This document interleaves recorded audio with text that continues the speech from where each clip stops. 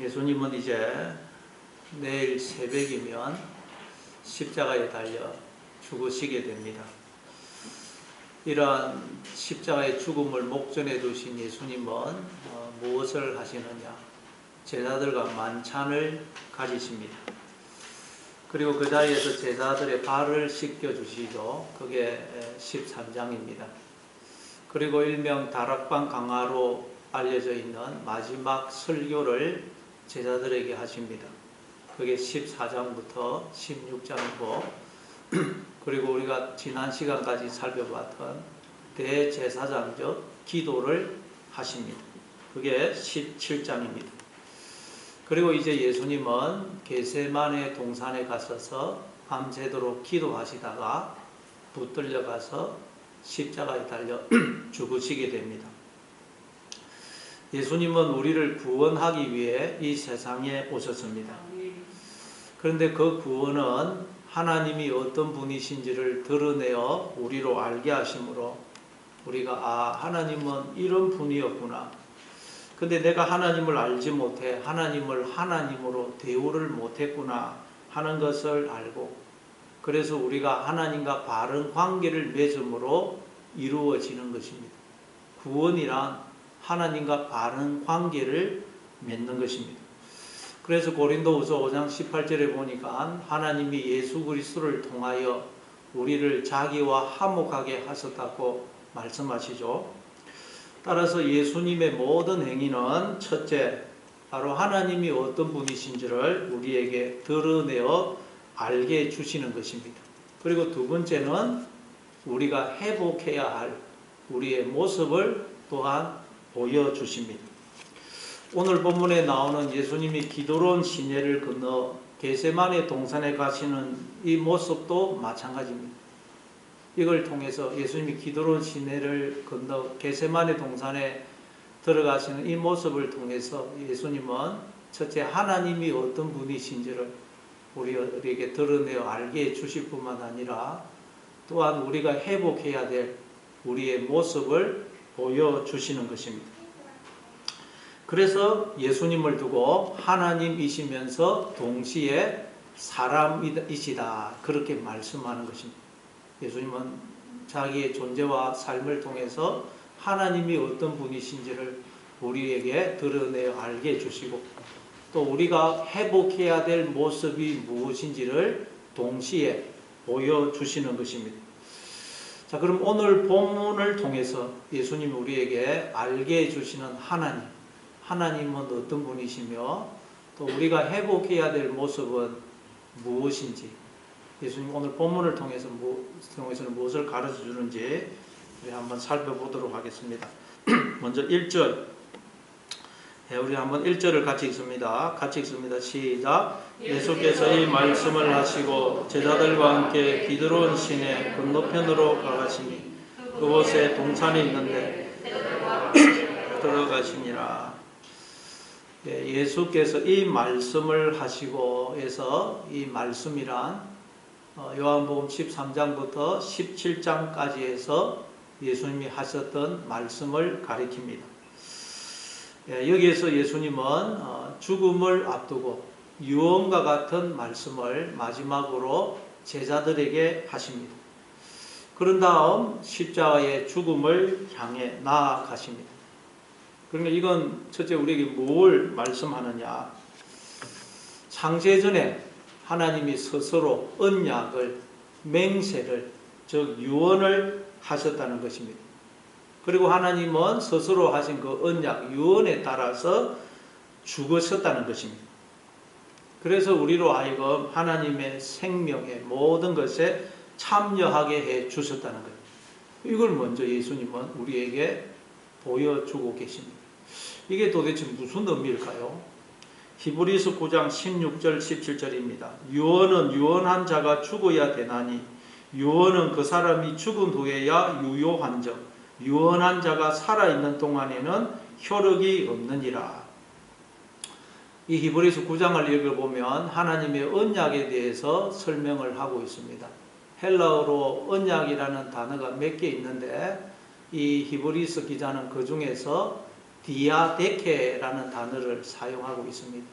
이 디아데케라는 단어는 원래 유언이라는 뜻입니다.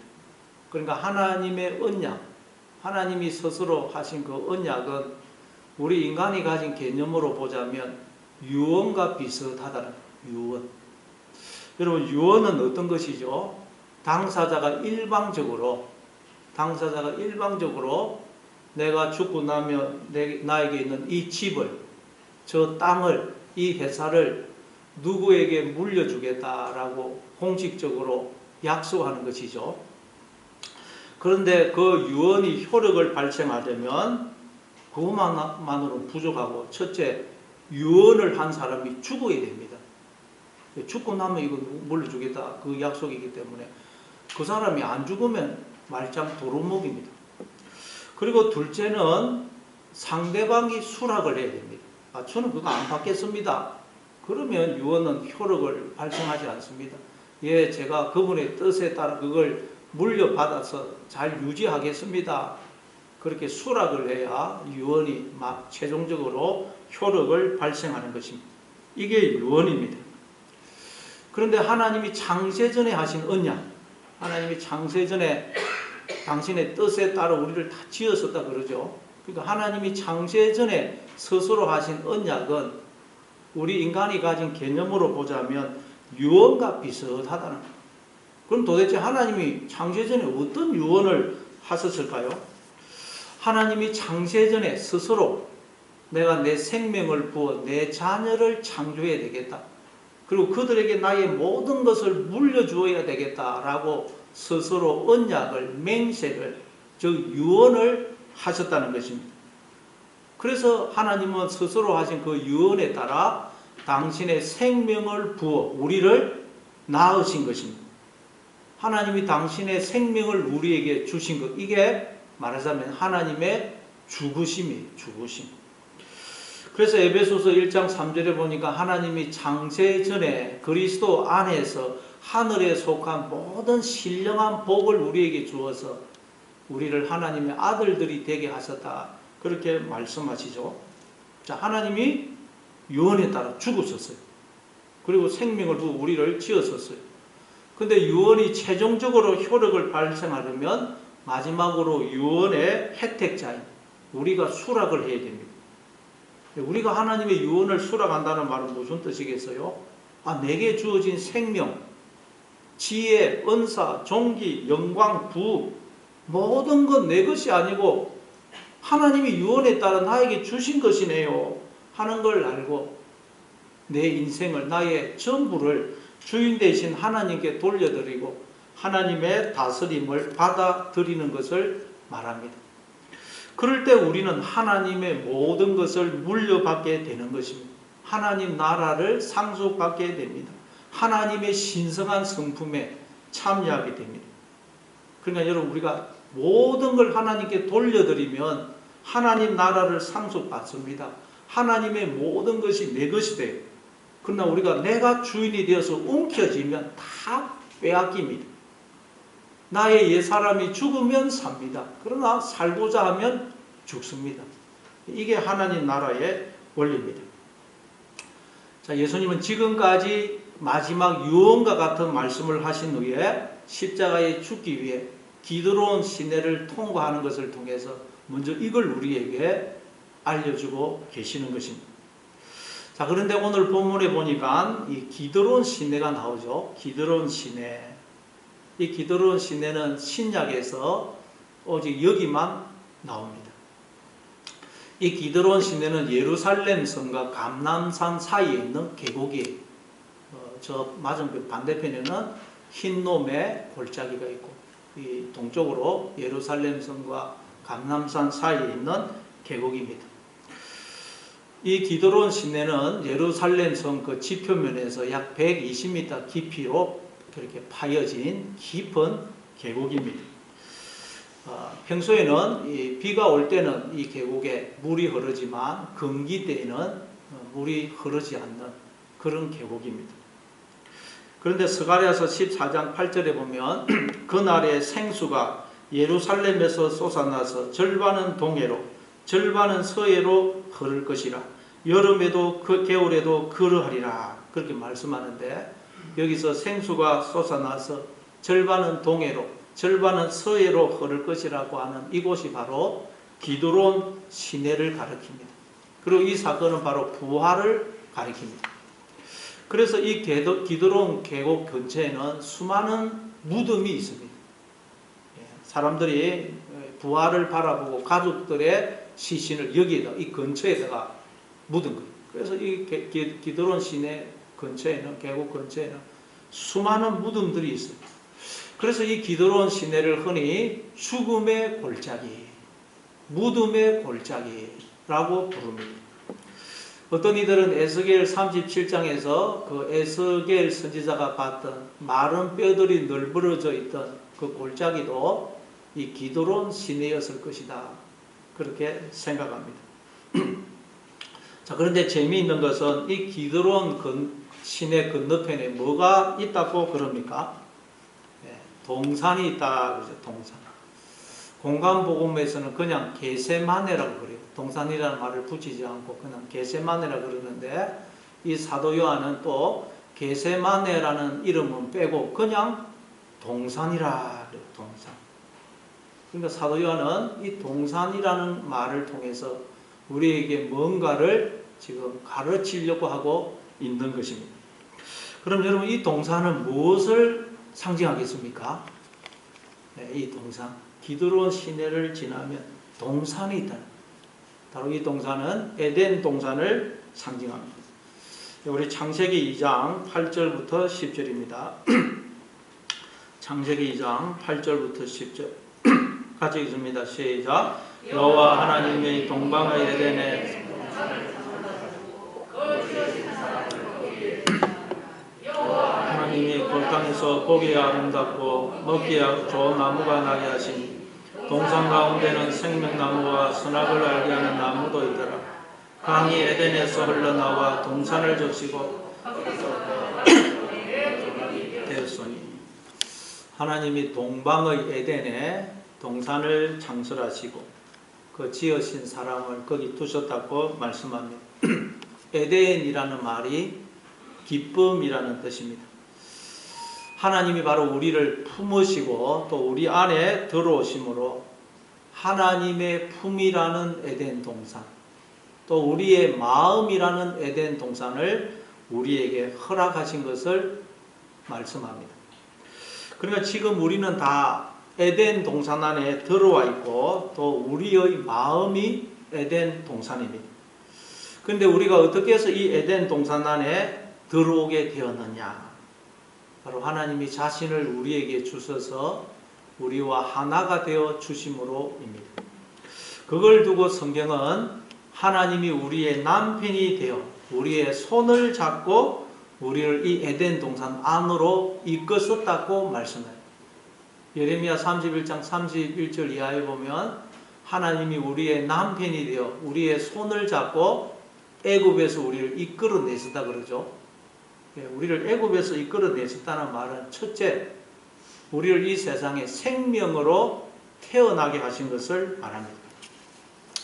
그러니까 모든 인간들이 어떻게 해서 이 세상에 생명으로 태어나느냐? 바로 하나님이 영으로 생명으로 장가를 와 주셔서 하나가 되어 주시고는 내 손을 잡고 하나님의 세계 안으로, 존재의 세계 안으로 이끌어 주셨기 때문에 모든 인간들이 생명으로 태어나게 되었다. 하나님이 자신을 우리에게 주셔서 영원토록 우리와 하나가 되어 주신 것, 이게 뭐라고요? 하나님의 죽으심이라. 죽으심. 우리는 하나님의 죽으심에 의해서 하나님의 세계 안으로, 생명 안으로 들어오게 되었고, 지금도 하나님의 죽으심 위에 지금 다 저와 여러분이 이렇게 생명과 복을 누리고 있는 것입니다. 그래서 오늘 본문에 보니까 예수님이 제자들과 함께, 즉 제자들의 손을 잡고 기드론 시내를 건너 동산으로 들어가시는 것입니다. 바로 하나님이 자신을 우리에게 주어 우리와 하나가 되셔서 우리의 손을 잡고 우리를 생명으로, 하나님의 세계 안으로, 존재의 세계 안으로 이끄신 것을 지금 예수님이 이걸 통해 보여주고 계시는 것입니다. 근데 그랬더니 인간들이 다 하나님의 손을 뿌리쳐 버리더라. 애들이 조금만 그만 부모 손 확 뿌리쳐줘. 내 혼자 갈 거야. 그러면서 막 뛰어갑니다. 그럼 부모는 막 걱정이 돼가지고 양팔을 벌리고 혹시 넘어지면 잡으려고 막 뒤따라가요. 그런데 인간들이 하나님의 손을 뿌리쳐 버린 거예요. 나는 얼마든지 나 혼자의 힘과 능력으로 살 수 있어. 그러면서 하나님을 떠나버리더라. 마음속에서 하나님을 몰아내 버리더라는 것입니다. 그게 선악과 사건입니다. 그랬더니 아담과 하와가 에덴 동산에서 쫓겨나 버리죠. 그건 하나님이 에덴 동산에서 쫓아낸 게 아니고 인간들이 하나님을 떠남으로 에덴 동산을 잃어버린 것입니다. 그래서 예수님이 제자들과 함께 다시 기드론 시내를 건너 이 동산으로 들어가시는 것을 통해서 우리가 어떻게 해야 다시 잃어버린 에덴 동산을 하나님의 세계를 회복할 수 있는지를 보여주시는 것입니다. 그럼 여러분 우리가 어떻게 하면 잃어버린 이 에덴 동산 하나님의 세계를 다시 회복할 수 있을까요? 어떻게 하면 우리가 다시 하나님의 세계 안으로 들어올 수 있을까요? 바로 기드론 시내를 건너야 됩니다. 기드론 시내. 기드론 시내는 별명이 죽음의 골짜기, 무덤의 골짜기라 그랬죠. 죽음의 골짜기, 무덤의 골짜기. 그리고 120m 아래에 있어요. 그러니까 기드론 시내를 건넌다는 말은 무슨 뜻이겠어요? 나의 본질은 무덤이다. 해골이다. 나의 본질은 없습니다.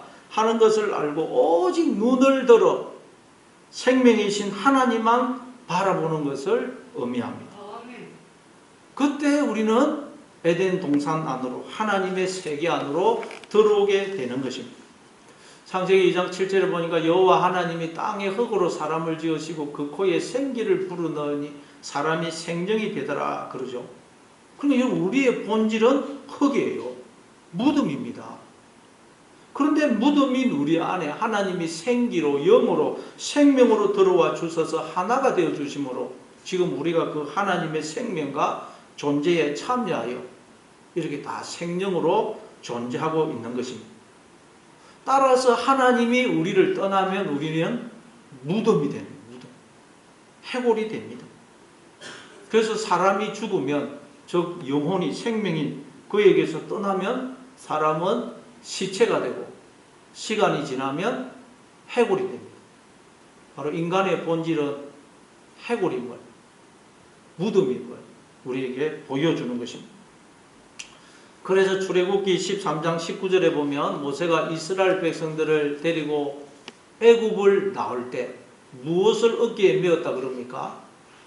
요셉의 해골을 어깨에 메고 나왔다고 그러죠.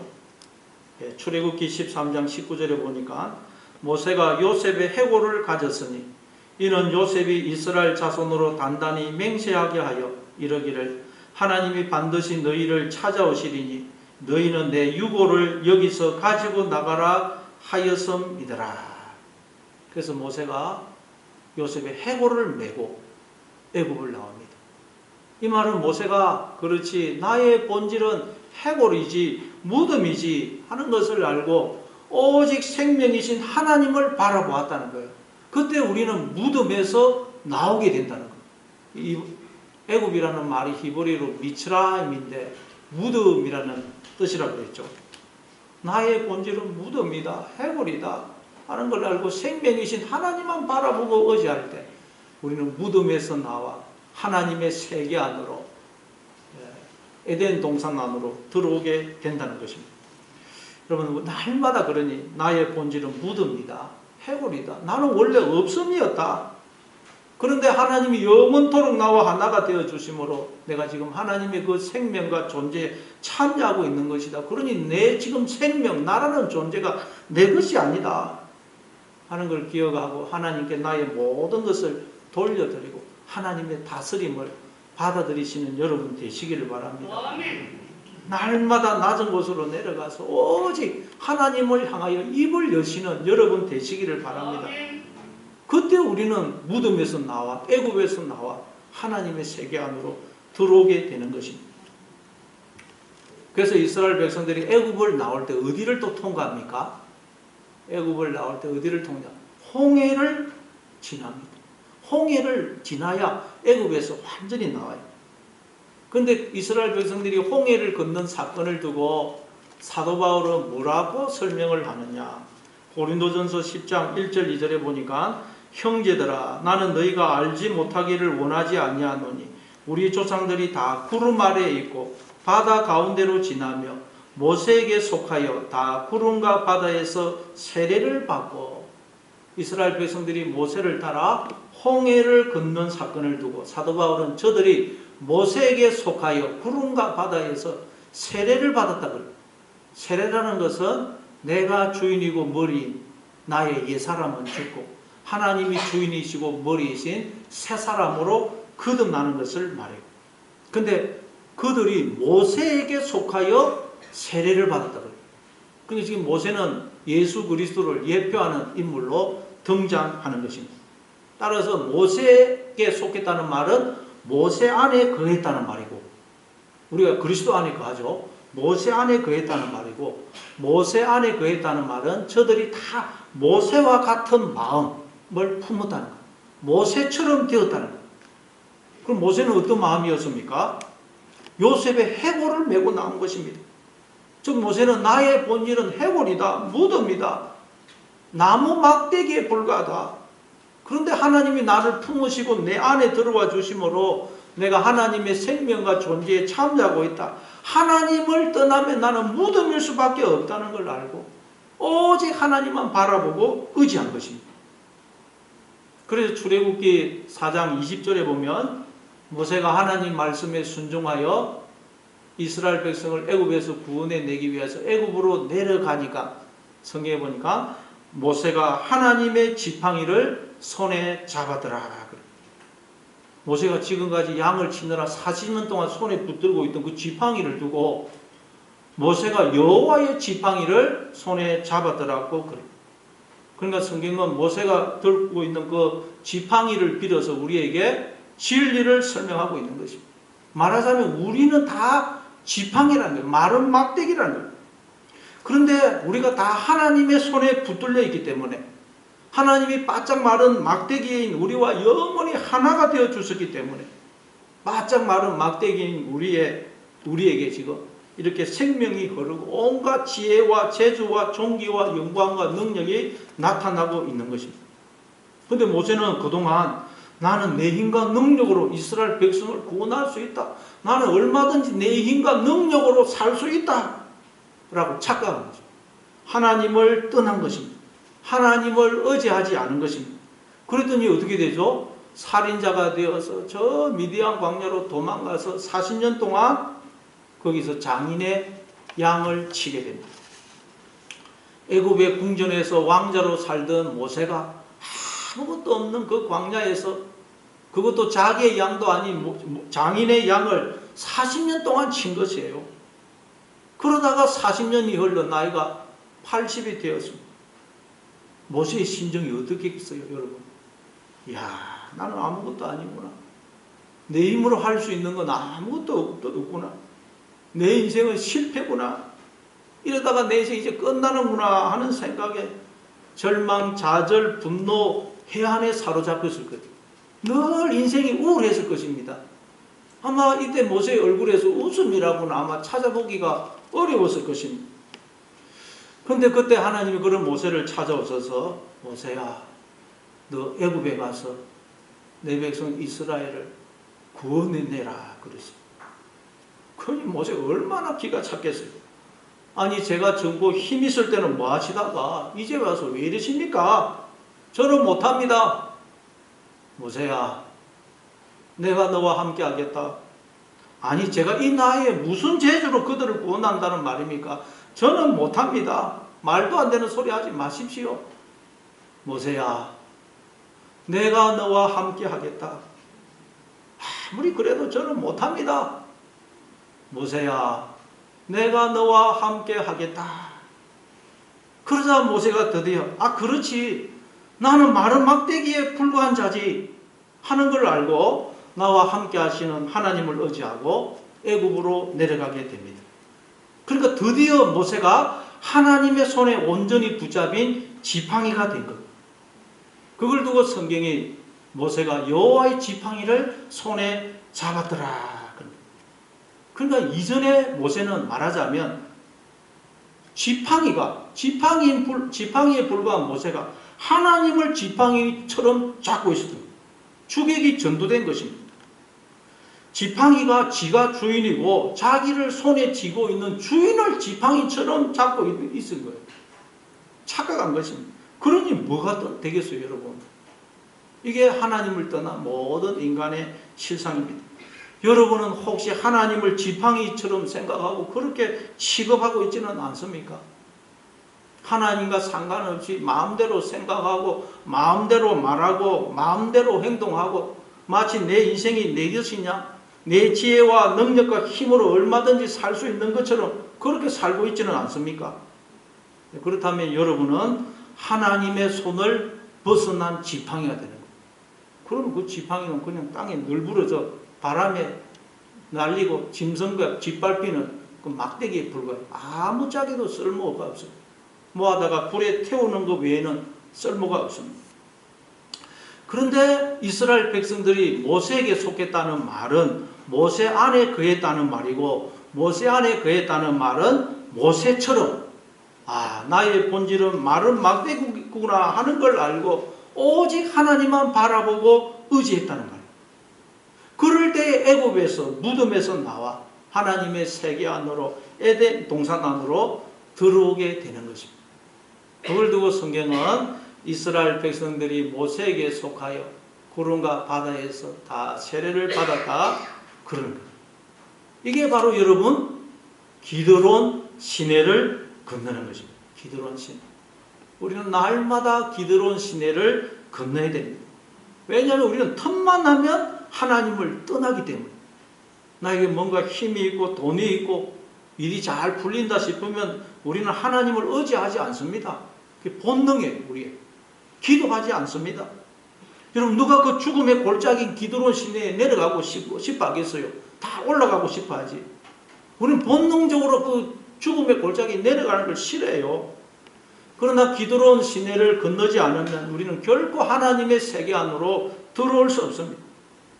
그러니 날마다 나의 본질은 무덤이다, 해골이다, 마른 막대기다 하는 걸 기억하고 내가 나의 주인이 되려고 하는 내 힘과 능력을 의지하려고 하는 그 정과 욕심을 날마다 십자가에 못 박으시기 바랍니다. 그래서 오직 하나님만 바라보고 의지하심으로 이 기드론 시내를 건너는, 그래서 하나님의 세계 안으로 들어오시는 여러분 다 되시기를 바랍니다. 성경은 예수님이 기드론 시내를 건너 동산 안으로 가셨다는 것을 통해서 바로 우리에게 이걸 가르치고 있는 것입니다. 그래서 사도 바울은 이렇게 말합니다. 고린도후서 4장 10절입니다. 우리가 항상 예수의 죽음을 몸에 짊어지면 예수의 생명이 또한 우리 몸에 나타나게 하려 함이라. 우리는 항상 예수의 죽음을 몸에 짊어져야 된다는 거예요. 이게 무슨 말이냐? 예수님처럼 나의 본질은 무덤이다, 해골이다. 그런데 하나님이 영원토록 나와 하나가 되어주심으로 내가 하나님의 생명과 모든 복에 참여하고 있는 것이다. 내 생명은, 나라는 존재는 내 것이 아니다 하는 걸 알고 나의 모든 것을 주인 되신 하나님께 돌려드리고 하나님의 그 다스림과 뜻에 순종하는 걸 말해요. 이게 예수의 죽음을 몸에 짊어지는 것이고 요셉의 해골을 매는 것이고 홍해를 건너는 것이고 기드론 시내를 건너는 거예요. 이게 정과 욕심을 십자가에 못 박는 것입니다. 그리고 또 구약에 보면 이 기드론 시내를 걷는 사람이 있습니다.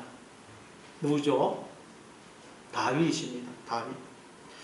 다윗이 아들들 중에서 가장 사랑했던 아들인 압살롬이 아버지를 죽이고 자기가 왕이 되겠다고 반역을 일으킵니다.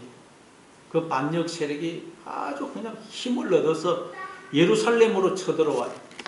그래서 다윗이 밤에 급하게 일어나서 신하들과 함께 이 기드론 시내를 지납니다. 그때의 모습을 성경은 이렇게 묘사합니다. 사무엘하 15장 23절입니다. 온 땅 사람이 큰 소리로 울며 모든 백성이 앞서 건너가며 왕도 기드론 시내를 건너가니 건너가 모든 백성이 광야길로 향하니라. 다윗과 함께했던 모든 백성들이 울면서 기드론 시내를 건너고 다윗 왕도 기드론 시내를 건너갑니다. 또 뒤에 사무엘하 15장 30절 보니까 다윗이 감람산 길로 올라갈 때에 그의 머리를 그가 가리고 맨발로 울며 가고 그와 함께 가는 모든 백성들도 각각 자기의 머리를 가리고 울며 올라가니라. 다윗이 기드론 시내를 지나 감람산으로 올라갈 때 머리를 가리고 맨발로 울면서 갔다고 그래요. 이건 사랑하는 사람이 죽었을 때 하는 행동이에요. 죽음 앞에서 하는 행동입니다.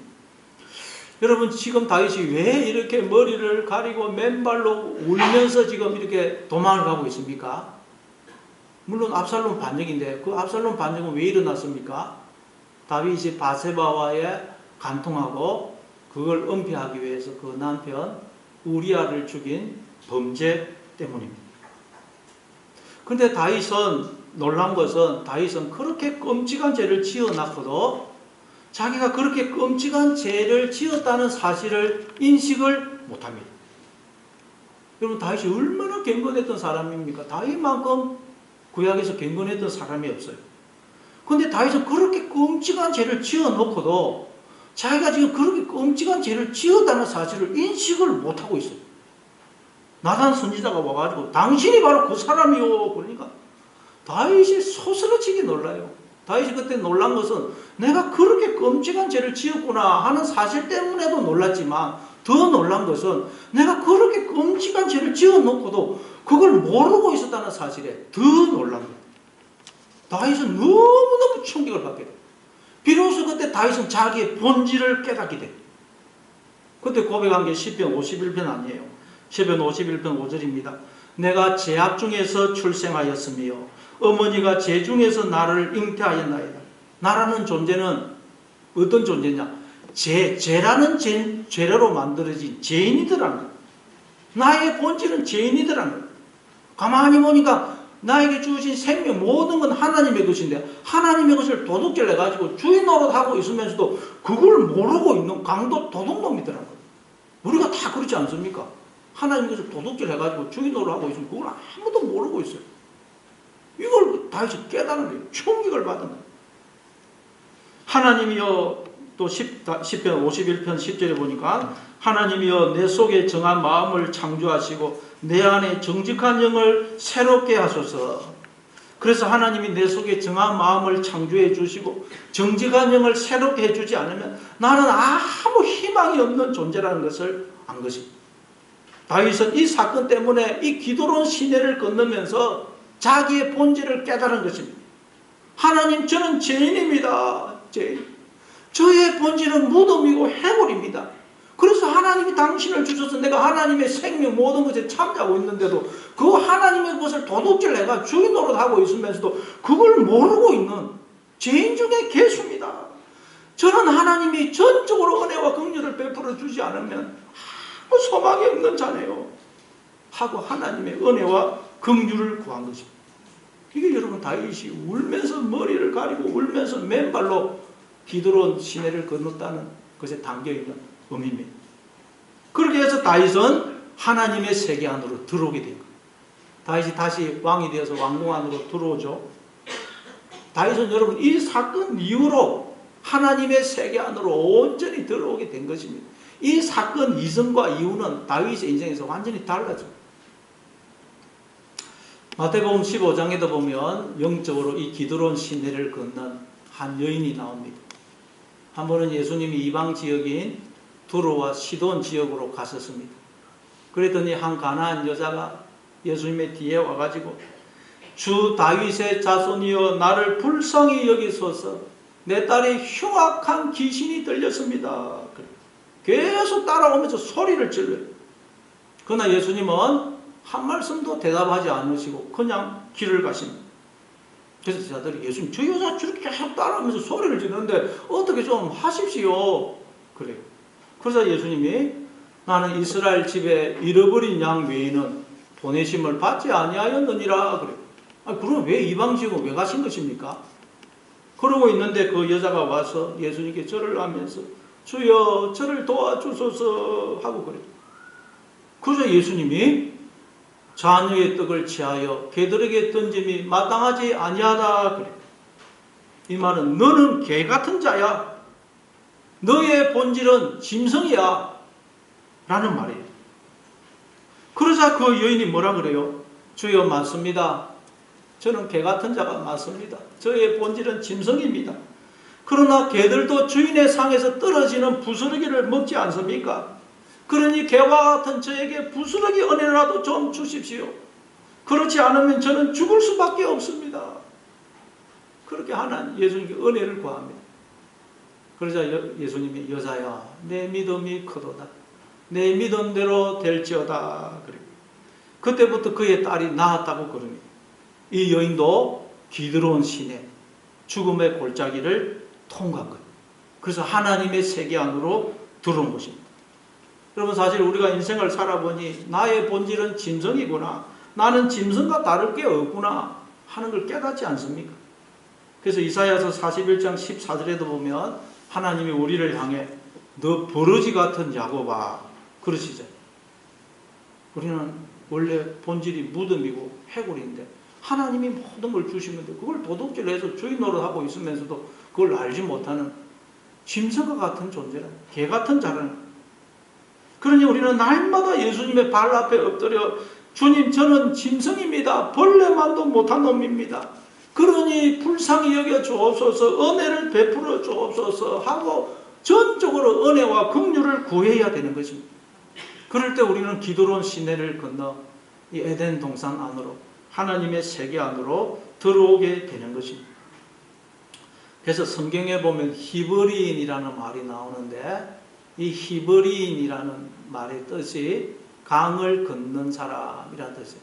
아바르가 건너가다라는 뜻인데 거기서 나온 다 명상입니다. 이브리. 자, 이 히브리인이라는 그 사람이라는 말이 어디서 나오느냐? 창세기 14장 13절에 보면 도망한 자가 와서 히브리 사람 아브라함에게 알리니 그때에 아브라함이 아모리 족속 만머리의 상수리 숲을 근처에 거주하였더라. 성경은 여기서 갑자기 설명도 없이 갑자기 아브라함을 두고 히브리 사람이라고 해요. 히브리 사람. 아브라함은 강을 건넜다는 거예요. 기드론 시내 죽음의 골짜기 홍해를 건넜다는 거예요. 아니 도대체 무슨 일이 있었기에 아브라함이 강을 건넜을까요? 앞에 보면 아브라함이 족과 롯과 헤어지고는 섭섭함과 배신감과 분노에 사로잡혀 있었죠. 그때 하나님이 아브라함을 찾아오셔서 아브라함아 눈을 들어서 동서남북을 바라보라. 눈에 보이는 땅을 내가 너와 너의 후손에게 주리니 영원토록 이루리라 말씀하세요. 그러자 그때 아브라함은 야 별것도 아닌 것으로 내가 롯을 미워했구나. 나는 죄인이구나 하는 것을 깨달은 것입니다. 그런 후에 성경은 아브라함을 두고 히브리 사람이라고 이야기합니다. 따라서 히브리 사람이라는 말은 나는 죄인입니다. 나의 본질은 해골입니다. 무덤입니다. 하는 걸 알고 오직 눈을 들어 하나님만 바라보고 의지하는 사람을 말하는 것입니다. 그런 점에서 여러분 모두가 다 히브리 사람이 되기를 바랍니다. 기드론 시내를 건너고 또한 날마다 이 기드론 시내를 건너시는 여러분 되시기를 바랍니다. 그래서 전도서를 우리가 읽어보면 결론이 뭐냐? 전도서는 그 전도자가 해 아래 세상을 여러 가지 각도에서 탐구하고 연구하고 조사해서 내린 결론을 적어놓은 책입니다. 근데 해 아래 세상을 그냥 보니까 뭐냐? 모든 게 헛되더라는 거예요. 시작이 헛되고 헛되며 헛되고 헛되니 모든 것이 헛되더라 그러죠. 하나님 없이 인생을 보니 이 세상은 모든 게 헛되더라는 거예요. 그래서 결론이 뭐냐? 전도서 12장 1절에 보니까 너는 청년의 때에 너의 창조주를 기억하라. 여러분 청년의 때에는 기억하고 바라봐야 할 게 얼마나 많습니까? 근데 전도자는 너는 청년의 때에 너의 창조주를 기억하라고 그래요. 그래야만 우리가 인생을 낭비하지 않기 때문입니다. 하나님의 이 생명과 능력과 일하심에 참여할 수 있기 때문입니다. 그럼 여러분 우리가 어떻게 할 때 창조주 하나님을 기억할 수가 있겠어요? 나의 본질은 무덤이다, 해골이다 하는 걸 기억할 때 우리가 창조주 하나님을 기억하게 되는 것입니다. 그렇지 않으면 우리가 하나님을 기억할 필요가 없습니다. 나의 본질이 무덤이 아니라면 우리는 나를 지으신 생명이신 하나님을 기억할 필요가 없는 거예요. 그래서 히브리 사람들은 이 구절을 너는 청년의 때에 너의 무덤을 기억하라로 바꾸어서 암송을 한다 그래요. 왜냐하면 창조주와 무덤이 히브리어를 보면 모음만 다르고 자음은 같기 때문입니다. 그러니까 나의 본질은 무덤이다 하는 것을 기억하는 사람만이 창조주 하나님을 기억한다는 거예요. 안 그러면 우리 하나님을 기억할 필요가 없습니다. 그러니 늘 나의 본질은 무덤이다, 해골이다 하는 것을 기억하심으로 창조주 하나님을 바라보시는 여러분 되시기를 바랍니다. 이럴 때 우리가 기드론 시내 죽음의 골짜기를 통과하는 것입니다. 그러기 위해서 이 기드론 시내를 건너게 되면 이제 하나님의 세계 안으로 에덴 동산 안으로 들어오게 되는데, 에덴 동산을 창세기 2장에서는 어떻게 묘사를 하고 있습니까? 우리 창세기 2장 한번 10절을 볼까요? 창세기 2장 10절. 이게 다 그럼 같이 한번 전체적으로 다 읽어보겠습니다. 같이 읽습니다. 시작. 여호와 하나님이 공방의 에덴의 동산을 창설하시고 오늘 거기 여호와 하나님이 그 땅에서 공기를 아름답고 거기에 나무가 나게 하시니 동산 가운데에는 생명나무와 선악을 알게 하는 나무가 있더라. 강이 에덴에서 흘러나와 동산을 적시고 거기서부터 갈라져 내 근원이 되었습니다. 그 10절 끝에 보니까 강이 에덴에서 흘러나와 동산을 적시고 거기서부터 갈라져 내 근원이 되었으니 라고 말씀합니다. 강이 에덴에서 흘러나와 동산을 적시고 거기서부터 갈라져서 내 근원이 되더라는 거예요. 내 근원이란 동서남북 사방을 가리킵니다. 즉 에덴에서 흘러나온 물이 동서남북 온 사방으로 흘러가더라. 그래서 이 물이 가는 곳마다 죽었던 것들이 살아나고 그 물 속에는 물고기들이 살고 그 물이 지나는 곳 주변에는 온갖 식물들이 자라 꽃을 피우고 열매를 맺더라고요. 물이 에덴에서 나오더니 동산 에덴에서 흘러나오더니. 자, 그런데 여러분 에스겔 47장에 가니까 이 물이 어디서 흘러나옵니까? 에스겔 47장에 보니까 성전 문지방에서 물이 흘러나와요. 즉 성전에서 물이 나와서 강을 이룹니다. 강을. 그래서 강이 이르는 곳마다 모든 생물들이 살아나고 강 속에는 수많은 물고기들이 살고 있고 이 물이 바다로 흘러 들어가니까 죽었던 바다물이 살아나고 이 강 좌우에는 각종 가시나무가 자라서 그 잎이 시들지 아니하고 열매가 끊이지 아니하고 달마다 새 열매를 맺더라고 그래요. 자, 그러니까 여러분 물이 흘러나오는 에덴, 물이 창세기 2장에서는 에덴에서 물이 나오다 그러는데 이 에덴이 에스겔 47장에 가니까 성전 문지방, 즉 성전이에요. 성전. 성전에서 흘러나오다. 그럼 성전은 무엇입니까? 우리가 성전이죠. 고린도전서 3장 16절에 보니까 너희가 하나님의 성전인 것과 하나님의 성령이 너희 안에 거하시는 것을 알지 못하느냐. 하나님을 모신 우리의 마음이 성전입니다. 자, 그래서 예수님이 요한복음 7장 37절 38절에서 이렇게 말씀합니다. 요한복음 7장 37절 38절 같이 읽습니다. 시작. 명절 끝날 꼭 그날에 예수께서 서서 외쳐 이르시되 누구든지 목마르거든 내게로 와서 마시라. 나를 믿는 자는 성경에 이른 것 같이 그 배에서 생수의 강이 흘러나오리라 하십니다. 배라는 말은 우리의 존재의 참 깊은 곳, 우리의 마음 깊은 곳을 말해요. 그러니까 생수의 강은 오직 어디서 흘러나온다 그래요? 생수의 강은 어디서만 흘러나오느냐? 하나님을 모신 우리의 마음 깊은 곳에서만 흘러나온다는 거예요. 딴 데서는 절대 생수의 강이 흘러나오지 않습니다. 생수의 강은 하나님을 모신 우리의 마음, 우리의 존재 깊은 곳에서 흘러나오는 것입니다. 그래서 그 생수가 흘러나와 내 마음을 적심으로 내 마음이 에덴 동산이 되고, 뿐만 아니라 이 생수의 강이 나에게서 흘러나와 가족에게로 가면, 가정에 가면 가정이 에덴 동산이 되고, 내가 있는 곳에 이 물이 흘러나가면 그곳이 하나님의 세계로 바뀌게 되는 것입니다. 그런데 어떻게 할 때, 여기 예수님은 어떻게 할 때 우리의 마음속에서 생수의 강이 흐른다 그래요? 누구든지 목마르거든 내게로 와서 마시라 그래요. 목이 말라야 됩니다. 나는 목이 마른 자입니다. 저는 전혀 물을 낼 수가 없는 마른 웅덩이에 불과합니다 하는 것을 알고 주님 앞에 나와 주님을 바라보고 의지할 때 생수의 강이 흘러나옵니다. 목이 안 마른데 왜 생수의 강이 나오겠어요? 목 마른 자는 나는 물을 전혀 낼 수 없는 마른 우물에 불과합니다 하는 걸 알고 주님을 바라볼 때 생수의 강이 흘러나오는 것입니다. 요한계시록 마지막 22장 1절 2절만 보겠습니다. 요한계시록 22장 1절 2절 같이 읽습니다. 시작. 또 그가 수정같이 맑은 생명수의 강을 내게 보이니 하나님과 및 어린 양의 보좌로부터 나와서 필 가운데로 흐르더라. 강 좌우에 생명나무가 있어 12가지 열매를 맺되 달마다 그 열매를 맺고 그 나무 잎사귀들은 만국을 치료하기 위하여이더라. 여기서는 생명수의 강이 하나님과 어린 양의 보좌로부터 나오더라 그러죠. 보좌는 하나님을 모신 우리의 마음을 가리킵니다.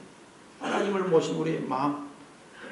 근데 여러분, 우리가 하나님을 마음에 모시기 위해서는 나의 본질은 무덤이다, 해골이다 뿐만 아니라 나는 하나님의 것을 도둑질해서 주인 노릇하고 있으면서도 그걸 깨닫지 못하고 있는 개같은 놈이다, 죄인 중에 개수다 하는 걸 알고 오직 하나님의 은혜와 긍휼만을 구할 때, 그때 여러분 하나님이 우리 마음에 임하시는 겁니다. 그게 여러분 정과 욕심을 십자가에 못 박는 겁니다. 그냥 날마다 여러분 무덤의 자리, 죄인의 자리, 오직 주님만 바라보는 개의 자리로 내려가서 오직 하나님의 은혜와 긍휼만을 구하심으로 생수의 강이 여러분의 마음 깊은 곳에서 날마다 강처럼 흘러나오는 여러분 다 되시기를 바랍니다. 아멘.